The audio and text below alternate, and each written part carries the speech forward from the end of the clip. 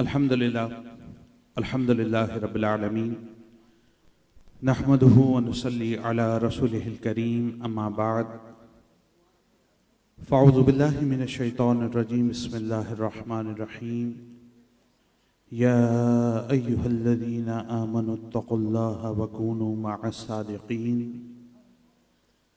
आमन्तु बिल्लाहि सदक़ल्लाहुल अलियुल अज़ीम व सदक़ रसूलुहुन नबियुल अमीनुल करीम अम्मा बाद।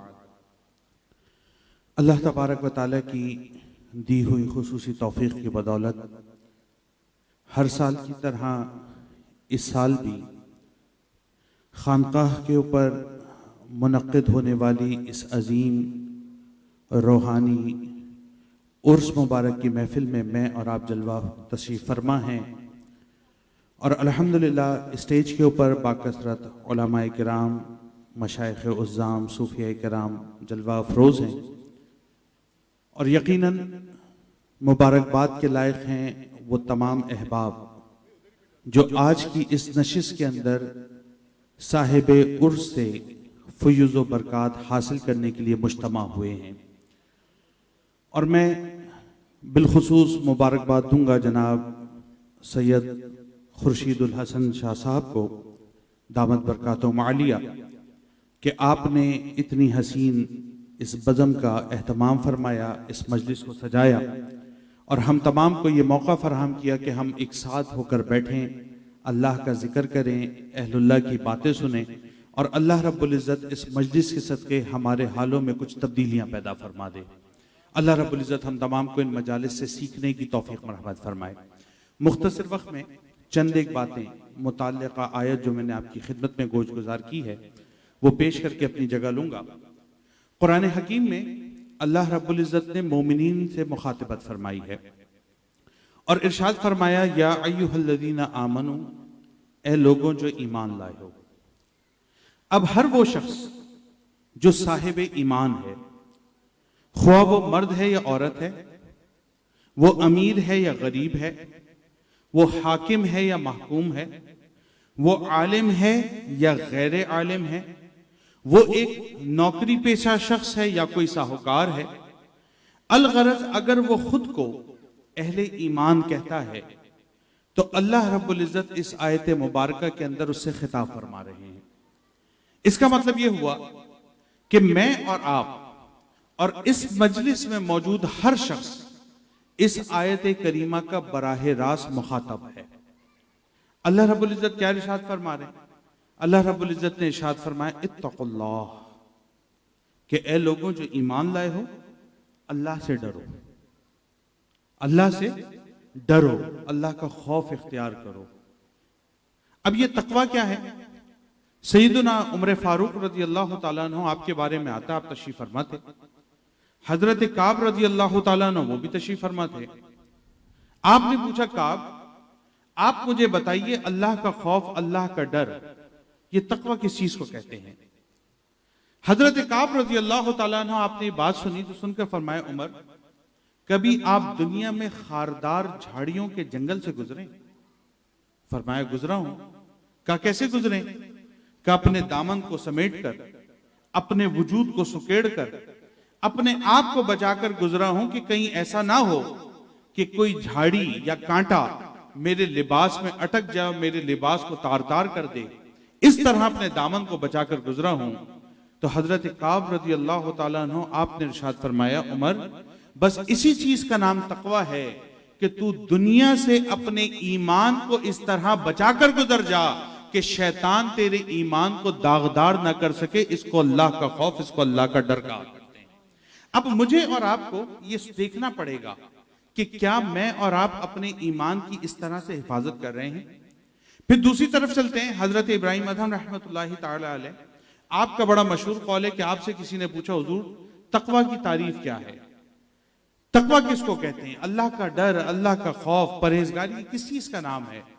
तो आपने इरशाद फरमाया साहबजादे, इंसान के दाएं कांधे पर एक फरिश्ता बैठा है जो उसकी नेकियां लिखता है और इंसान के बाएं कांधे पर एक और फरिश्ता बैठा है जो उसके गुनाह लिखता है। तेरी सारी जिंदगी गुजर जाए, तेरे बाएं कांधे वाले फरिश्ते को लिखने का मौका ना मिले, इसको अल्लाह का खौफ, अल्लाह का डर कहा करते हैं। अब मुझे और आपको अपना मुहासबा करना चाहिए। हम बुजुर्गान दीन की इस उर्स के अंदर आए हुए हैं और उसकी वजह क्या है?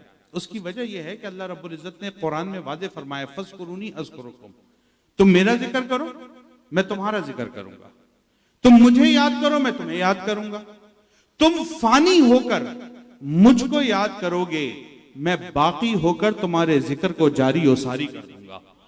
तुम फानी होने की हैसियत से जिक्र करके इस दुनिया से चले जाओगे और मैं बाकी होने की हैसियत से कयामत तक तुम्हारे जिक्र को जारी और सारी कर दूंगा। अब इन बुजुर्गों का उर्स मैं और आप इसलिए मना रहे हैं कि इनका जिक्र अल्लाह ने जारी किया है, और अल्लाह ने इनका जिक्र इसलिए जारी किया क्योंकि कुरान ने जहां फरमाया है कि अला इन्ना औलिया अल्लाहि ला खौफुन अलैहिम वला हुम यहज़नून, फिर फरमाया अल्लज़ीना आमनू व कानू यत्तकून, कि उनकी सिफ्त यह है कि वो अहले ईमान होते हैं और अहले तकवा होते हैं। तो अब मैं और आप उन बुजुर्गाने दीन की इस उर्स की मजलिस में आकर बैठें और उनके नक्शे कदम पर चलते हुए तकवे को इख्तियार ना करें, उनकी जिंदगी से कोई सबक ना सीखें, उनकी हयात से कोई फयूज़ व बरकत हासिल ना करें। उन्होंने जिस तरह दुनिया के अंदर तकवा, परहेजगारी, लिल्लाहियत, खौफ खुदा के साथ जिंदगी गुजारी, मैं और आप इस दुनिया में आकर उस तकवा, परहेजगारी, लिल्लाहियत और खौफ खुदा को पसे पुश डालकर अपनी जिंदगी गुजारें, और उसके बाद सिर्फ इस बुनियाद के ऊपर कि हम इन बुजुर्गान दीन से निस्बत और ताल्लुक रखते हैं, इस खुशगुमानी में मुब्तला हो जाएं कि हमारा बेड़ा पार हो जाएगा। तो मेरे भाई, मेरे दोस्त, याद रखिए, इसका मतलब यह हुआ कि हमने इनकी हयात से कोई सबक सीखा ही नहीं है, हमने इनकी तालीमात से कुछ हासिल ही नहीं किया, क्योंकि इनकी तालीमात की बुनियाद ये थी कि मैं और आप अल्लाह का खौफ, अल्लाह का डर इख्तियार करते हुए अपने लिए मोहताज जिंदगी को पसंद कर लें। और ये मोहताज जिंदगी, इससे क्या मुराद है? इससे मुराद ये है कि हलाल और हराम की तमीज वो खाने पीने में भी मुझे और आ जाए, मेरे इखलाक और किरदार के अंदर भी एहतियात पैदा हो जाए, मेरे शब रोज के मामूलात के अंदर भी कुछ इस्लाह के पहलू सामने आ जाएं, और मेरी रोजमर्रा की पूरी जिंदगी जिसको हम 24/7 का टाइम देते हैं कि ये पूरा का पूरा हफ्ता और उसमें गुजरने वाला हर लम्हा, उसमें अल्लाह का खौफ, अल्लाह का डर इस अंदाज में नजर आए कि मैं और आप बाएं कांधे वाले फरिश्ते को लिखने का मौका न दें। ये इनकी तालीमात की असल है और इनकी तालीमात का खुलासा है। अब इसको हासिल करने का तरीका क्या है? ये बातें बुनियादी हैं, असासी हैं। अब इसको हासिल करने का तरीका क्या है?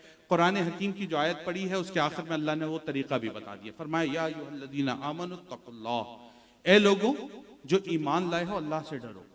फिर फरमाया वकूनु माअस्सादिकीन, और हो जाओ सच्चे बंदों के साथ।